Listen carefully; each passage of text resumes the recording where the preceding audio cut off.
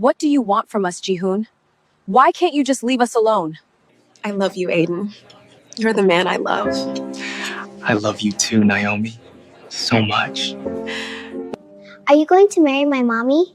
Maybe someday, if your mommy says yes. I still love you, Naomi. I never really stopped loving you. I'm with someone else. What you feel is irrelevant.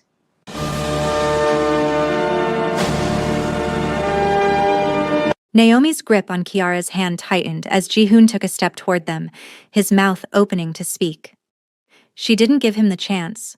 With deliberate, measured movements, she turned and began walking away from the ice cream cart, her daughter's small hand secure in hers. Her face was composed, blank, giving nothing away. But inside, her heart hammered against her ribs like it was trying to escape her chest. "Naomi, wait. Please." His voice carried across the park, desperate and raw in a way she'd never heard before. She stopped walking but didn't turn around. Her spine straightened, shoulders pulling back. Kiara looked up at her, chocolate ice cream already smeared across her chin, confusion clear in those dark eyes that were so heartbreakingly similar to her father's. "Mommy, why is that man calling you?" "Eat your ice cream, baby," Naomi said softly, her voice steady even though everything inside her was screaming. She heard his footsteps on the grass behind her, closer, too close. The air shifted and she knew he was right there, just a few feet away. She could feel his presence like a physical weight pressing against her back. 4 years of distance, 4 years of carefully constructed walls, and he'd managed to demolish them in seconds just by saying her name. Her fingers trembled slightly where they held Kiara's hand. She forced them to still. Naomi. Just her name. That was all he said. But the way he said it, broken and pleading and full of everything they'd lost, made something crack in her chest. She hated him for it. Hated herself more for feeling it. She turned slowly, face carefully blank. He stood 3 feet away, his expensive suit jacket gone, black shirt sleeves rolled up to his elbows. His hair was disheveled like he'd been running his hands through it. His eyes were red-rimmed and wild. He looked nothing like the composed businessman who'd sat across from her in the conference room on Friday. He looked devastated, destroyed, like someone had reached into his chest and ripped out his heart. Good, she thought viciously. Now he knows how it feels. But looking at him, really looking at him for the first time since the park encounter began, she noticed other things too. The lines around his eyes that hadn't been there before. The way his hands shook slightly at his sides. The pallor beneath his tan. He looked older, tired, like something had carved pieces out of him and left the empty spaces to fester. "Not here," she said quietly, her voice cold and controlled. "Not in front of her. I need to know, please. I need—" His voice cracked completely, breaking on the last word. "I said not here, Jihoon." She kept her tone firm, final, letting him hear the steel beneath the words. She reached into her purse with her free hand and pulled out a business card. Her fingers didn't shake as she held it out to him, even though her heart was racing so fast she felt lightheaded. "My office. Monday, 9 a.m. Come alone." He took the card like it was made of something precious and fragile. His fingers brushed hers for just a second, barely a whisper of contact, but electricity shot up her arm and she hated her body for betraying her. Hated that after everything, after 4 years of building a life without him, her skin still recognized his touch. She pulled her hand back quickly, curling her fingers into a fist at her side. "Monday," he repeated, his eyes searching her face desperately, looking for something.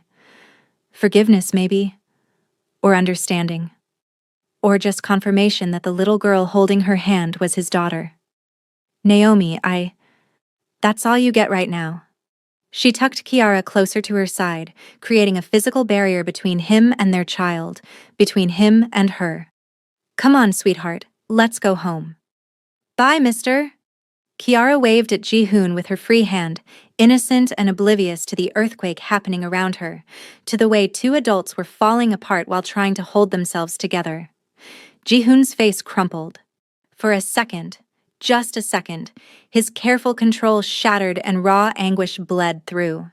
He lifted his hand in a weak wave, watching them walk away, and Naomi felt his eyes on her back the entire way to the parking lot.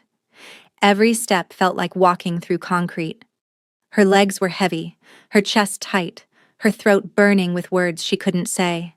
She wanted to turn around, wanted to scream at him, wanted to demand answers, to ask why, to make him hurt the way he'd hurt her. But more than that, more than anything, she wanted to keep walking. To protect Kiara from the chaos of adult pain and broken hearts.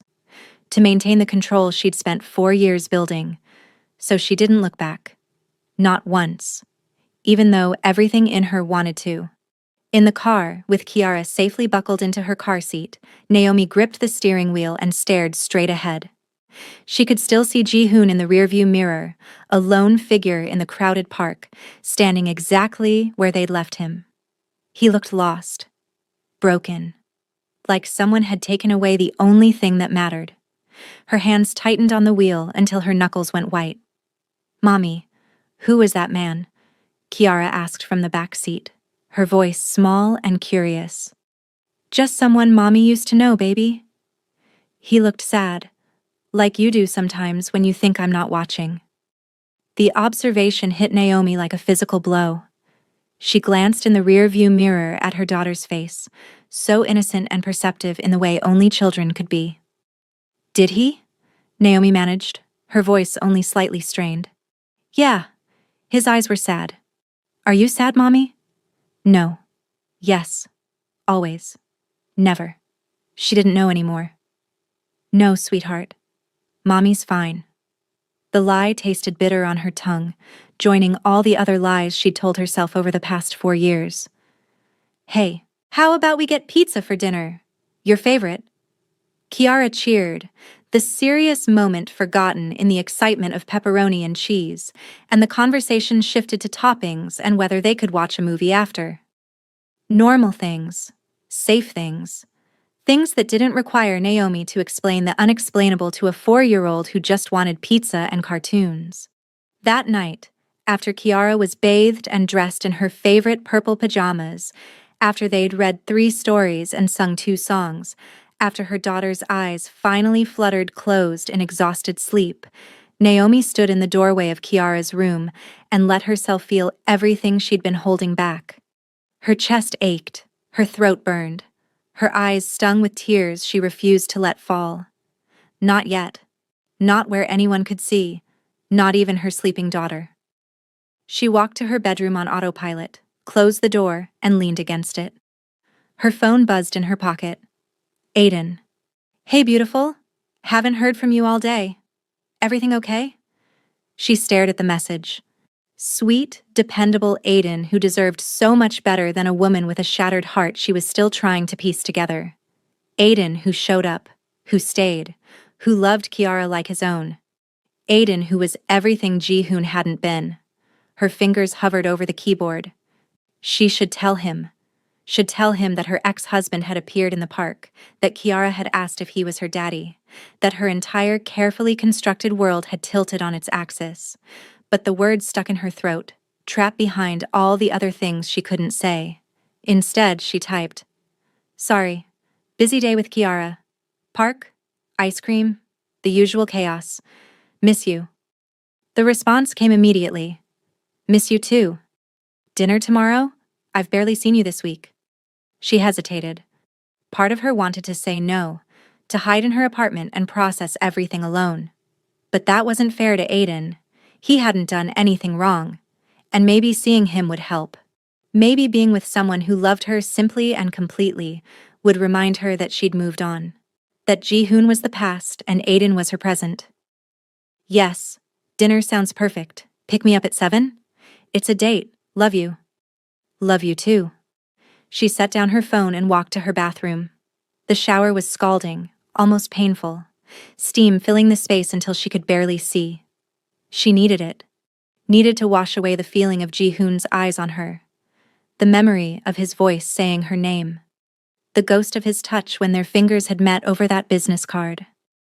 Under the spray of water, Alone where no one could see or hear, Naomi finally let herself break.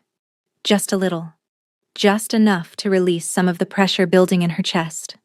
Silent tears streamed down her face, mixing with the shower water and disappearing down the drain. She cried for the girl she'd been 4 years ago, so in love and so naive. She cried for the years she'd wasted waiting in Seoul with a growing belly and a breaking heart. She cried for Kiara, who deserved a father who'd been there from the beginning. And she cried for herself, because seeing Ji-hoon again had ripped open wounds she'd thought were healed. They weren't healed. They'd just been buried. And now they were bleeding again, raw and fresh as the day he'd first broken her. But tears didn't solve anything. Tears didn't build companies or raise daughters or protect hearts from men who'd already destroyed them once. So after 10 minutes, maybe 15, she turned off the water and stepped out. She dried her face roughly, erasing any evidence of weakness. By the time she looked in the mirror, her eyes were red, but her jaw was set. Her spine was straight. She'd survived losing Ji-hoon once. She'd do it again if she had to. But this time, she had armor. This time, she had walls. This time, she wouldn't let him close enough to hurt her. Monday morning came too quickly and not quickly enough. Naomi arrived at her office at 6 a.m., unable to sleep, unable to sit still at home where Kiara's innocent questions about the sad man from the park kept echoing in her mind. She went through her morning routine on autopilot. Coffee, emails, reports, anything to keep her mind occupied and away from the fact that in 3 hours, Ji-hoon would walk through her door. At 8:45, her assistant knocked. "Ms. Williams, Mr. Park is here. He's very early." Of course he was. Probably hadn't slept either. Good. Let him be as tortured as she'd been. Naomi checked her reflection one more time. Perfect. Composed. Untouchable. "Let him wait," she said, her voice cool. "Send him in at 9:15. Let him sweat. Let him sit in that waiting room and feel even a fraction of the anxiety she'd felt for a year, waiting for a call that never came. Let him understand what it felt like to wait for something you desperately wanted but couldn't control." She used the extra time to finish reviewing contracts, to respond to emails, to do anything except think about the man sitting outside her office, probably falling apart. But her mind kept drifting, kept wondering if he looked as destroyed as he had in the park, kept remembering the way his voice had broken when he'd said her name. She crushed those thoughts viciously. They didn't matter. He didn't matter. Only Kiara mattered. At exactly 9:15, her assistant knocked again. Naomi took a deep breath, straightened papers that didn't need straightening, and said, "Send him in." The door opened and Ji-hoon entered. He looked worse than he had in the park, if that was possible. His suit was immaculate, but his face was haggard, dark circles under his eyes so pronounced they looked like bruises. His hair was perfectly styled, but his hands trembled slightly at his sides. He looked like a man who hadn't slept in days, who'd been living in his own personal hell. She felt nothing, or told herself she felt nothing. The tightness in her chest was just from holding her breath. The burning behind her eyes was from staring at her computer screen too long. Nothing more. "Sit," she said, not standing, not offering pleasantries, just pointing to the chair across from her desk like he was any other business associate, and not the man who'd once been her husband, who'd once held her while she cried, who'd once promised to love her forever. He sat heavily, like his legs couldn't hold him anymore. His hands clasped tightly in his lap, knuckles white. For a long moment, neither of them spoke. The silence stretched between them, heavy with 4 years of history and hurt and all the things they'd left unsaid. Finally, Ji-hoon broke it. His voice was rough, scraped, raw. "Is she mine?" Direct. No preamble, no small talk, just the question that had probably been eating him alive since Sunday afternoon in the park. Naomi met his eyes, held his gaze. Let him see the truth before she spoke it. Let him understand what she was about to confirm. Yes. The single word hit him like she'd physically struck him.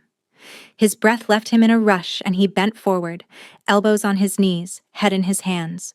His shoulders shook. She realized with a distant sort of shock that he was crying. Ji-hoon, who never cried, who'd looked at her 4 years ago with ice in his eyes and said he didn't love her anymore, was sobbing in her office. Part of her, a small, treacherous part she tried to bury, wanted to go to him, wanted to put her hand on his shoulder and tell him it was okay. Old habits died hard, but the bigger part, the part that had survived his abandonment and built an empire from her broken heart, stayed exactly where she was, unmoved. Her face remained blank, even though something in her chest was cracking. Even though seeing him break down made her want to break down too. But she'd learned how to feel everything while showing nothing. It was a skill born of necessity, honed over 4 years of pretending she was fine when she was falling apart. 4 years, he said finally, his voice muffled by his hands. You kept her from me for 4 years. The accusation lit a fire in her chest. Rage, pure and hot, flooded through her veins. But she didn't explode, didn't yell. Her anger came out cold and controlled, more dangerous than any scream. She stood up slowly, deliberately. Her chair rolled back and hit the wall with a soft thud. I kept her from you? Her voice was quiet, deadly. I kept her from you? Ji-hoon looked up, tears streaming down his face. You left me, Ji-hoon. Each word was precise, sharp as a blade. You sat across from me at our anniversary dinner and told me, you didn't love me anymore. You asked for a divorce like you were canceling a subscription. So don't you dare sit in my office and accuse me of keeping anything from you. You were pregnant, he whispered. You should have told me. I tried. The control slipped for just a second, her voice rising before she caught it, brought it back down. Her hands pressed flat against her desk, the only thing keeping her grounded. Do you know what I did after you left? After the divorce papers came? He stared at her, frozen. I stayed. Her voice was shaking now, but she couldn't stop. Wouldn't stop. 4 years of buried words were clawing their way out. I stayed in Seoul for a whole year, Ji-hoon. A whole year in that apartment that smelled like you, sleeping in a bed that felt too big, waiting for you to come back. Naomi, I'm not finished. She held up her hand and he fell silent. I found out I was pregnant 2 weeks after you left. 2 weeks. I was terrified and alone, and the man I loved, the man whose child I was carrying, didn't want me anymore. Her voice dropped, became something haunted. But I thought maybe if I waited, you'd realize you'd made a mistake. Maybe you'd come back, and I could tell you about the baby and we could be a family. Ji-hoon's face was pale, his hands gripping the armrests of his chair like he might fall over without them. I went to every doctor's appointment alone. The words came out flat now, emotionless, like she was reciting facts instead of reliving trauma. But inside, she was screaming. Every single one. Do you know what that's like? Sitting in a room full of couples, holding hands, excited about their babies, while I sat by myself? The nurses would ask about the father and I'd lie. I'd say you were traveling for work. Because I was too ashamed to admit that my husband left me and didn't even know I was pregnant. I didn't know, Ji-hoon whispered, his voice broken. Naomi, I swear I didn't know. I waited. Her palm hit the desk and the sound cracked through the office. I waited 3 months, 6 months, 8 months, my belly growing bigger every day, our daughter kicking inside me, and I waited for you to call, to text, to show up at the door and tell me you'd made a mistake. But you never did. If I had known, would it have mattered? She leaned forward, her voice dropping to something dangerous. You said you didn't love me, Ji-hoon. You said our marriage was a mistake. Would knowing about the baby have changed that? Or would you have come back out of obligation, out of duty? Is that what you think I wanted? He opened his mouth, but nothing came out. I was 8 months pregnant when I saw the photos, Naomi said quietly, the anger burning through her, leaving exhaustion in its wake. She sat back down slowly, like her legs couldn't hold her anymore. You and that actress, Lee Minji. Entertainment news? Photos everywhere. You looked happy. You were smiling and touching her arm and taking her to expensive restaurants. She looked at him directly, let him see the devastation those photos had caused. While I was alone, carrying your child, you were moving on. Ji-hoon's face crumpled. That wasn't... It was nothing. PR for the company. My father set it up. The divorce tanked our stock prices. He needed damage control. I don't care. And she meant it. Or she wanted to mean it. I saw those photos and I realized you weren't coming back. You'd moved on. So I deleted your number and I stopped waiting. And 3 weeks later, I gave birth to our daughter alone. Her voice didn't break, but her hands trembled in her lap. She clasped them together tightly. No one held my hand during labor. No one told me I was doing great. Just me and a team of nurses who didn't know me, bringing a whole human being into the world while the father was in Seoul living his life like we never existed. The silence that followed was deafening. Ji-hoon was openly sobbing now, his face in his hands, his whole body shaking. And despite everything, despite the 4 years of pain and anger and survival, part of Naomi wanted to go to him, wanted to comfort him the way she used to when the world felt too heavy. Her body remembered even if her mind had learned better. She crushed that impulse, ground it into dust. He didn't deserve her comfort. He'd made his choice. "What's her name?"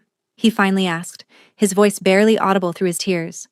Kiara Williams. Not Park? No, not Park. The words were hard, final. She's mine. I carried her. I gave birth to her. I've raised her for 4 years without you. She has my name. He flinched like she'd slapped him. His face was a portrait of agony, but Naomi felt her resolve harden rather than soften. Good. Let him hurt. Let him feel even a fraction of what she'd felt. Why didn't you tell me after? He asked desperately. After she was born? You could have called, could have...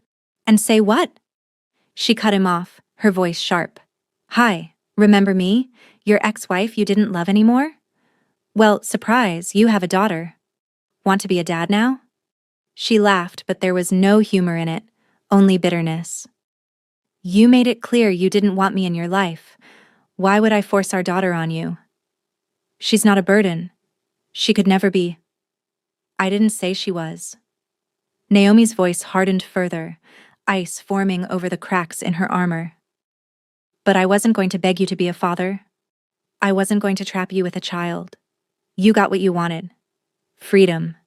A fresh start. And I got Kiara. The best thing that ever came from our disaster of a marriage. Ji-hoon stood up abruptly, took a step toward her.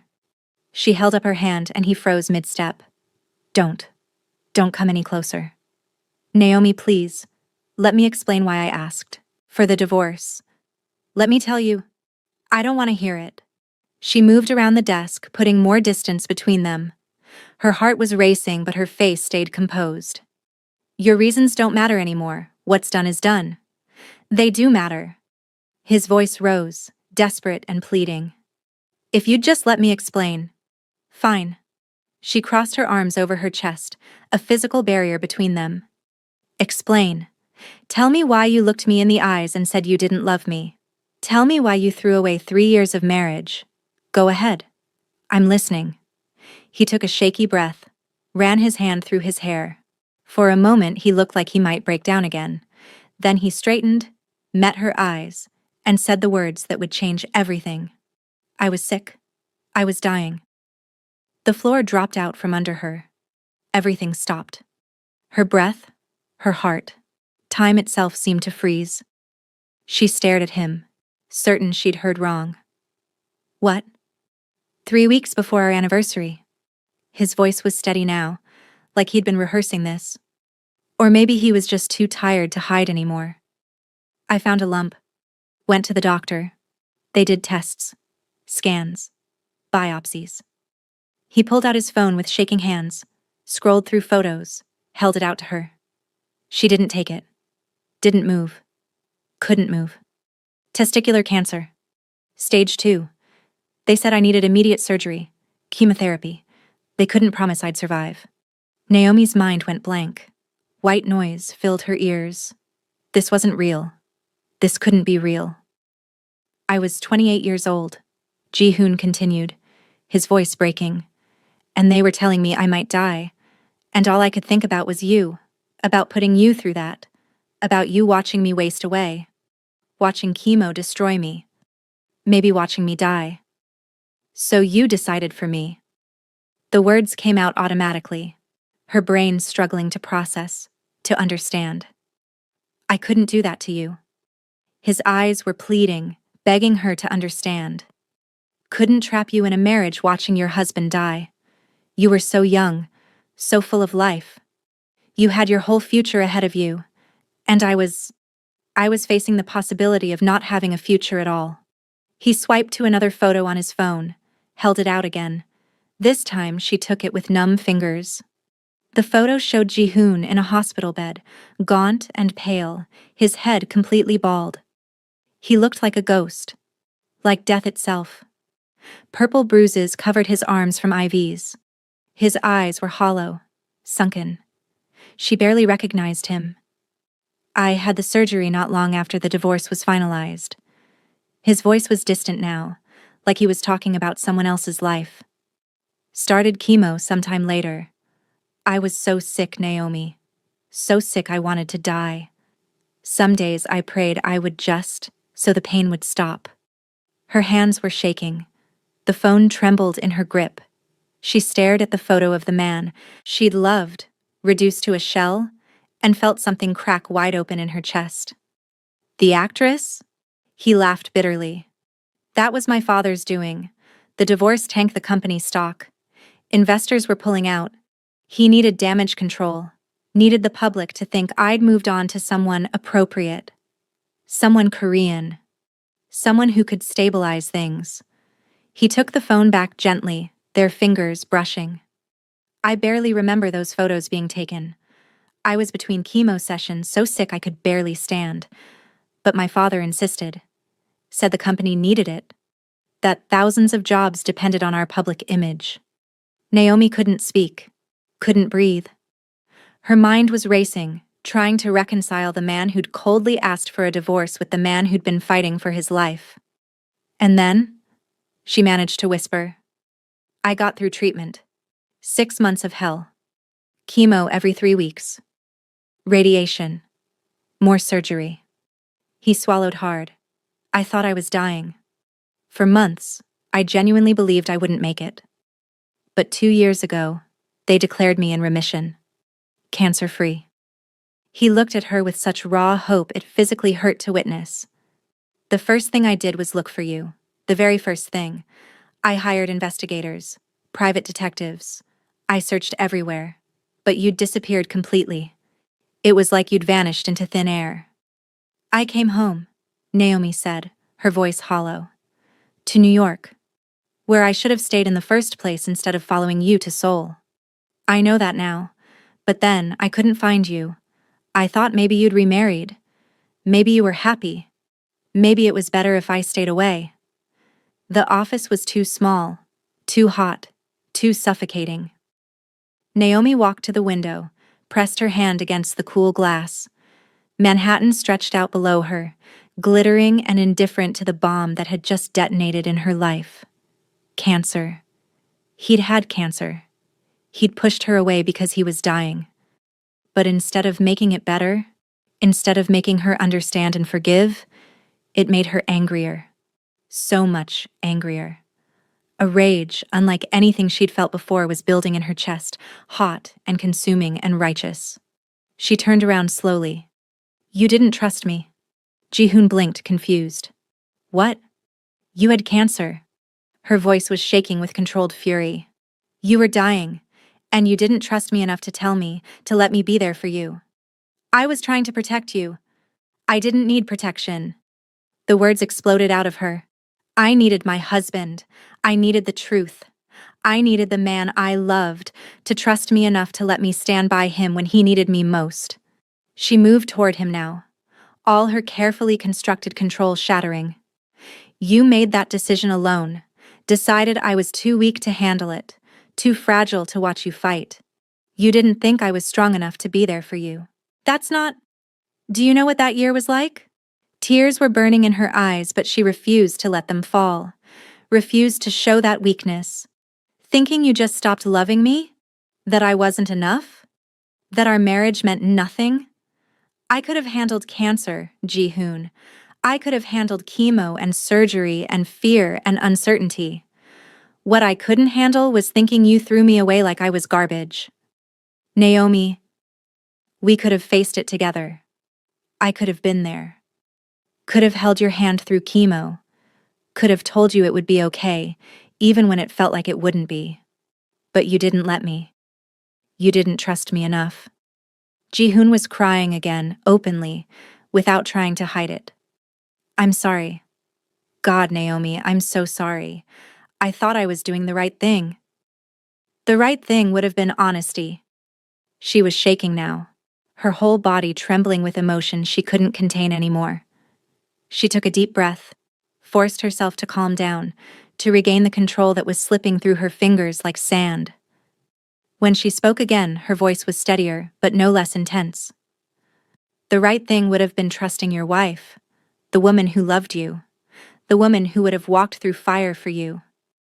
But you didn't trust me. You thought you knew better. You made the decision for both of us and left me to suffer the consequences.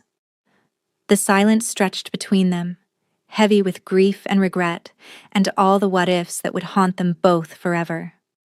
I understand now, Naomi said finally, her voice quiet but firm. I understand why you did it, but understanding doesn't erase the pain, doesn't give me back that time, doesn't change the fact that you didn't trust me enough to let me in. What can I do? Ji-hoon asked desperately. Tell me what I can do to make this right. You can't make it right. The words were simple, final. What's done is done. We can't go back. We can only move forward. Then let me move forward with you. With both of you. You can move forward with Kiara, she corrected sharply. On my terms, that's all you get. She sat down at her desk, back in CEO mode, back in control. Her hands were steady as she laced her fingers together on the desk's surface. You want to know your daughter? Here are my terms. You don't tell her you're her father. Not yet. Not until I decide she's ready. She's 4 years old. She doesn't need that confusion right now. But she asked if I was her father. And you'll tell her you're a friend of Mommy's. That's all. She doesn't need the truth dumped on her before she can process it. Ji-hoon looked like she'd stabbed him, but he nodded slowly. Okay. What else? All interactions are supervised. By me. You don't get alone time with her until I decide you've proven yourself. Every meeting, I'm there. Every phone call, I'm listening. Every minute you spend with her is on my terms. For how long? As long as it takes. She met his eyes, let him see the steel in hers. You hurt me, Ji-hoon. I survived that. But if you hurt her? If you walk into her life and then disappear when things get hard, if you make her one promise you don't keep, I will destroy you. Your company, your reputation, everything. Do you understand me? I would never. You already did. Her voice cut through his protest like a knife. To me. What's to stop you from doing it to her? Because I know what I lost. His voice rose with desperation. I lost you. I lost 4 years with my daughter. I lost everything that mattered. I won't make that mistake again. Words are easy. She stood up, walked to the door, her hand on the handle. Actions are what matter. Wednesday, 3 p.m. There's a cafe near Central Park called Sweet Dreams. Family friendly. We'll meet there. 1 hour. That's what you get. Thank you. He stood quickly, looking at her like she'd given him the sun and moon instead of 1 supervised hour. Thank you, Naomi. I won't let you down. I won't let her down. See that you don't. She opened the door, a clear dismissal. And Ji-hoon? Don't be late. I won't wait for you. Not anymore. He walked to the door, stopped right in front of her. They were close, closer than they'd been in 4 years.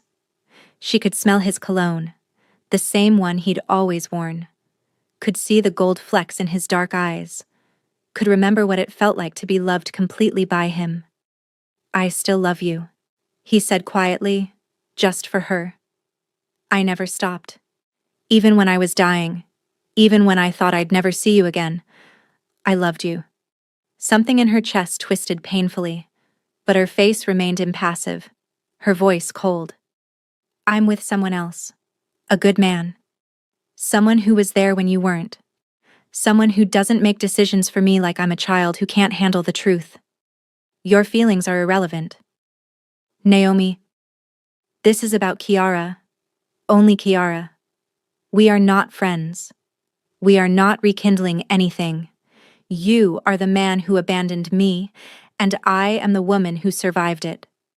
The only reason you're getting this chance is because my daughter deserves to know her father, even though her father doesn't deserve her. She stepped back, putting space between them. Now get out of my office. I have actual work to do. He left without another word, and she closed the door behind him. Leaned against it for just a moment, letting herself feel the tremor in her hands, the racing of her heart, the ache in her chest that threatened to consume her. Cancer. He'd had cancer. He'd thought he was dying, but he still should have told her. She pushed away from the door and returned to her desk, opened her laptop, focused on work because work was safe. Work didn't break your heart or make you question everything you thought you knew. Work was just work. That evening, Naomi spent extra time getting ready for dinner with her boyfriend. She wore the red dress Aiden loved, the one that brought out her eyes. Put on the perfume he'd bought her for her birthday. When she looked in the mirror, she looked like a woman who had her life together. A woman in love with a good man. A woman who'd moved on. If only the reflection was the truth. Aiden arrived exactly at 7, punctual as always, holding a bouquet of her favorite flowers, peonies. He remembered everything. Wow, he said when she opened the door. You look incredible. Thank you. She took the flowers and kissed him. His lips were warm and familiar and safe. Everything Ji-hoon's weren't. Let me put these in water. In the kitchen, arranging the flowers in a vase, she heard Aiden talking to Kiara in the living room. And then the princess fought the dragon herself because she didn't need a prince to save her, Kiara was saying, clearly finishing a story. That's right, Aiden agreed. The best princesses save themselves.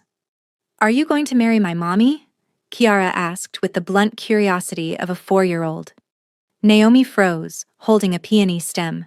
Aiden laughed, but it sounded a little nervous. Maybe someday, if your mommy says yes. Would that be okay with you? Yeah, you're nice. And you play with me. Not all grown-ups play. Naomi's chest tightened. Aiden was good with Kiara. Patient and kind and present. Everything a father should be. Everything Ji-hoon hadn't been. She walked back into the living room with the vase. Ready? She asked, her voice bright. Aiden stood, kissing Kiara on the head. Be good for Grandma, kiddo. I'm always good, Kiara protested, making them both laugh. The restaurant was one of their favorites, intimate and quiet. The kind of place where they could actually talk. They ordered wine and appetizers and fell into easy conversation. Aiden talked about a new project at work. Naomi listened, asked questions, laughed at the right moments, playing the role of attentive girlfriend because she was an attentive girlfriend. She loved Aiden. She did. You seem distracted, Aiden said halfway through dinner, his hand covering hers on the table. This was it. The moment she had to decide how much to tell him. She looked at Aiden, at his kind eyes and patient expression, and realized she couldn't lie to him. Not about this. My ex-husband is in New York, she said quietly. The Park Industries CEO. He's Kiara's father. Aiden's hand stilled on hers. What? We ran into him at the park on Sunday. Kiara asked if he was her daddy. He figured it out. She took a breath. We had a meeting this morning. He wants to be part of her life. And you're letting him? There was no judgment in his voice, just curiosity and concern. For Kiara, she deserves to know her father. Naomi squeezed his hand. Aiden processed this, his face thoughtful. How do you feel about him being back? I don't know. It was the most honest answer she could give. Angry mostly. But it doesn't change anything between us. Doesn't it? He studied her face carefully. Naomi, I need to know.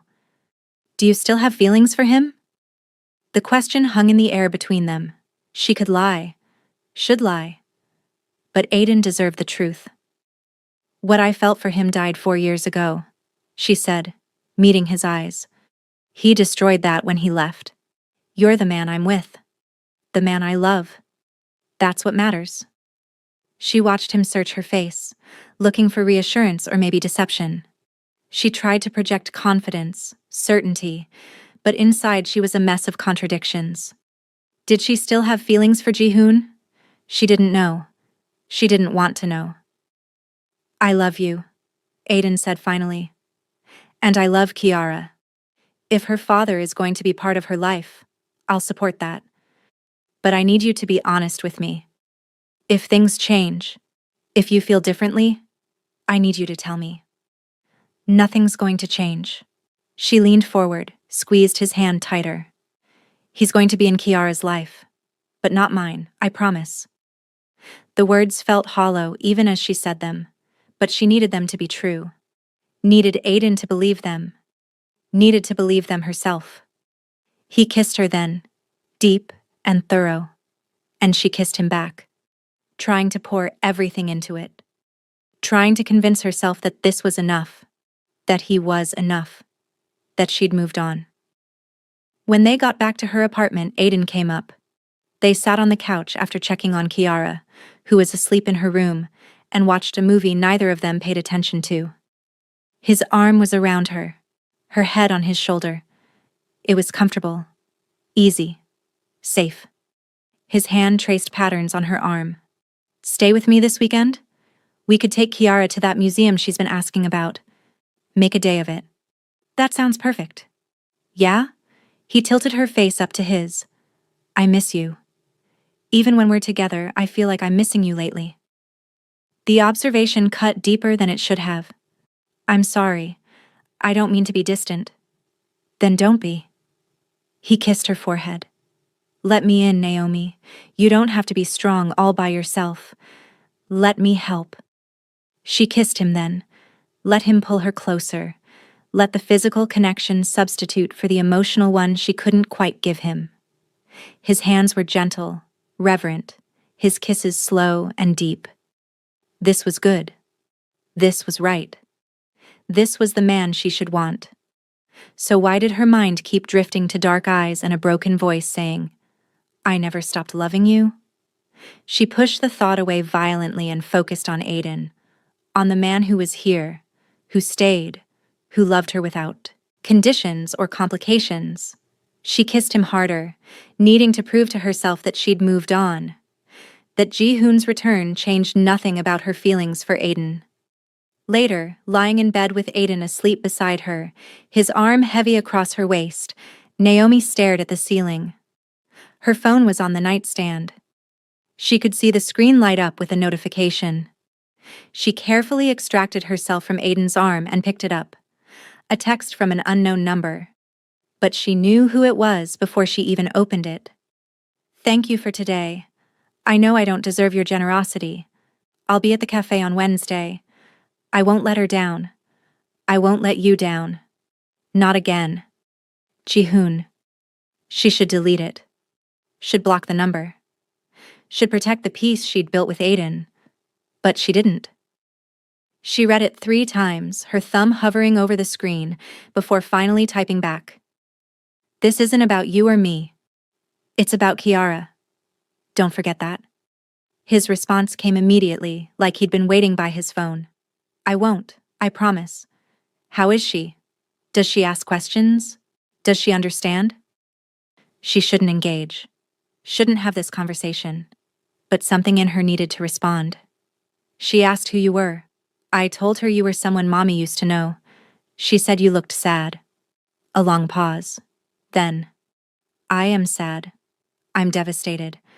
I missed 4 years of her life. 4 years I can never get back. Then don't miss any more. I won't. I swear on everything I am, I won't miss another moment. She should stop. Should say goodnight and put the phone down and curl up next to Aiden and forget this conversation happened. But her fingers kept moving. She likes dinosaurs. And the color purple. Her favorite food is mac and cheese, but only the kind with the cartoon characters. She's scared of the dark, so she sleeps with a nightlight. She asks about her father sometimes. I never knew what to tell her. She watched the 3 dots appear and disappear several times before his response came. What did you tell her? That he was far away. That it wasn't his fault or hers. I tried to protect her from the truth. That her father chose to leave before he even knew she existed. Naomi, I'm so sorry. If I could go back. You can't. None of us can. We can only move forward. Then let me move forward with you. Let me be there for both of you. She stared at those words for a long time. The audacity of it. The presumption. He thought he could just walk back into their lives and they'd be a family. Like the past 4 years didn't matter. Like the pain didn't count. You can move forward with Kiara. That's all you get. For now. But Naomi, I meant what I said. I never stopped loving you. I don't care how you feel, Jihoon. A long pause this time. Then, do you love him? The question felt invasive, inappropriate. None of his business. But she answered anyway. Yes. The way you loved me? That's none of your business. I need to know. Do you love him the way you loved me? Does he make you feel what I made you feel? He makes me feel safe, cherished. That's more important than anything you made me feel. That's not an answer. It's the only answer you're getting. Stop texting me. I'll see you Wednesday. She turned off her phone and put it face down on the nightstand. Aiden stirred beside her, his hand reaching for her in his sleep. She let him pull her close, his body warm and solid against her back. This was where she belonged. In this bed, with this man, building this life. Not texting her ex-husband at midnight like some lovesick teenager. But sleep didn't come easily. Her mind kept replaying the conversation, kept hearing Jihoon's voice in her office, kept seeing the devastation on his face when she confirmed Kiara was his. She'd wanted him to hurt, had wanted to make him feel even a fraction of what she'd felt. But now that she had, it didn't feel as satisfying as she'd imagined. It just felt sad. Wednesday arrived with typical New York speed, the days between Monday and now blurring together in a haze of meetings and emails and pretending everything was normal. Naomi had told Kiara they were meeting a friend for hot chocolate. Kiara had been excited, chattering all morning about whether she could get whipped cream and chocolate sprinkles. Now, standing outside the cafe at 2:55, holding Kiara's small hand in hers, Naomi felt her heart racing. This was it. The moment Jihoon would officially meet his daughter. Not an accident in the park, not a glimpse from across a conference room, a real, intentional meeting. "Mommy, you're squeezing too hard," Kiara complained. "Sorry, baby." Naomi loosened her grip. "Are you excited for hot chocolate?" "Yes. And you said your friend is nice, right?" "Right. What's his name?" "Jihoon." Kiara tested the name out. Jihoon, that's a funny name. Despite everything, Naomi smiled. "It's Korean. He's from Korea. Like my friend Mina at school. She's Korean too." "That's right." The door to the cafe opened and Jihoon stepped out. He'd been waiting inside, probably too nervous to stay seated. He looked different than he had in her office, less polished. He wore jeans and a simple sweater like he was trying to look approachable. Unthreatening. His hair was slightly messy and his eyes were anxious. When he saw Kiara, his entire face transformed. The anxiety melted into wonder. He crouched down to her level slowly, carefully, like he was afraid of scaring her. "Hi, Kiara," he said, his voice soft. "I'm Ji-hoon. Your mom and I are old friends." Kiara studied him with the intense scrutiny only children possess. "You're the man from the park." "I am. Is it okay if I have hot chocolate with you?" Kiara looked up at Naomi, seeking permission. Naomi nodded. "It's okay, baby." "Okay," Kiara said, turning back to Ji-hoon. "But I get to sit by the window." Ji-hoon laughed, and the sound was so genuine, so full of joy, that it made Naomi's chest ache. "The window seat is all yours." They went inside and settled at a corner table. Kiara took the coveted window seat. Naomi sat beside her, and Ji-hoon across from them. He'd brought a small stuffed animal, a purple dinosaur, which he set on the table tentatively. "I heard you like dinosaurs," he said, "and purple. So I thought maybe you'd like this." Kiara's eyes went wide. "For me?" "If you want it." She looked at Naomi again. "Can I, Mommy?" "Yes, you can." Kiara grabbed the dinosaur and hugged it to her chest. "Thank you, Mr. Ji-hoon. I'm going to name him Buddy." "Buddy is a perfect name," Ji-hoon said, and his eyes were suspiciously bright. They ordered hot chocolate for Kiara, coffee for the adults. Kiara got her whipped cream and sprinkles and immediately had a foam mustache, making them all laugh. It was surreal, sitting there like a normal family, like they did this every week. Like Ji-hoon hadn't been absent for Kiara's entire life. "So Kiara," Ji-hoon said, his voice careful. "Your mom tells me you're 4 years old. What's your favorite thing about being 4? I can write my name now. Wanna see?" Without waiting for an answer, Kiara grabbed a napkin and borrowed Naomi's pen, carefully writing Kiara in wobbly letters. "That's wonderful," Ji-hoon said, examining it seriously. "Very good handwriting. Mommy says I'm smart. I'm going to be a scientist when I grow up, or maybe a dinosaur doctor." "A paleontologist," Naomi supplied. "Yeah, that. I'm going to find dinosaur bones and put them back together." "That sounds like an amazing job," Ji-hoon said. "I think you'd be great at it." Naomi watched them interact, watched Ji-hoon hang on every word Kiara said like she was reciting poetry instead of rambling about dinosaurs, and her friend Emma and her favorite cartoon. He was completely entranced, and Kiara, naturally social and friendly, was warming up to him quickly. "Do you have any kids?" Kiara asked suddenly, the question innocent and devastating. Ji-hoon's eyes flickered to Naomi. She gave the smallest shake of her head. "No," he said quietly. "No kids." "That's sad. Kids are fun. You should get some." "Maybe someday," he said, his voice thick with emotion he was clearly trying to hide. "You could play with me sometimes. If Mommy says it's okay. I like playing with grown-ups who actually play instead of just watching." "I would love to play with you," Ji-hoon said. "If your mom says it's okay." Both of them looked at Naomi. She felt the weight of their expectations, their hopes. One too young to understand the complexity, one too aware of everything at stake. "We'll see," Naomi said, the same non-answer she always gave. They stayed for an hour. Kiara talked almost the entire time, telling Ji-hoon about her preschool, her favorite books, her stuffed elephant named Mr. Snuggles. Ji-hoon listened to every word, asked questions, laughed at her jokes. He was good with her. Natural, like he'd been doing this for years instead of minutes. Finally, Naomi checked her watch. "We need to go, baby. Grandma's expecting us." "Ah, already?" Kiara's face fell. "But I didn't finish telling Mr. Ji-hoon about the time I saw a real dinosaur at the museum." "You can tell me next time," Ji-hoon said, "if your mom says there can be a next time." "Can there be, Mommy? Please?" How could she say no with Kiara's hopeful face looking up at her? With Ji-hoon's careful, guarded expression trying not to show how much her answer mattered? "Maybe next week," Naomi heard herself say. Kiara cheered and hugged Buddy the dinosaur tighter. Ji-hoon's whole face lit up, Years of sadness momentarily erased by hope. Outside the cafe, Kiara surprised them both by running to Ji-hoon and hugging his legs. He froze, then slowly, carefully, hugged her back, his large hands gentle on her small back.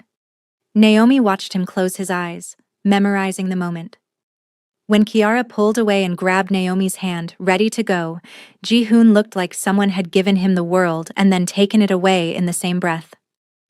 "Bye, Mr. Ji-hoon," Kiara waved enthusiastically. "Bye, Kiara," he managed, his voice rough. After Kiara ran ahead to look at a dog, Ji-hoon turned to Naomi. "Thank you. For today. For letting me—" His voice broke. "She's perfect. You did an incredible job raising her." "I know," Naomi said simply. Because she did know.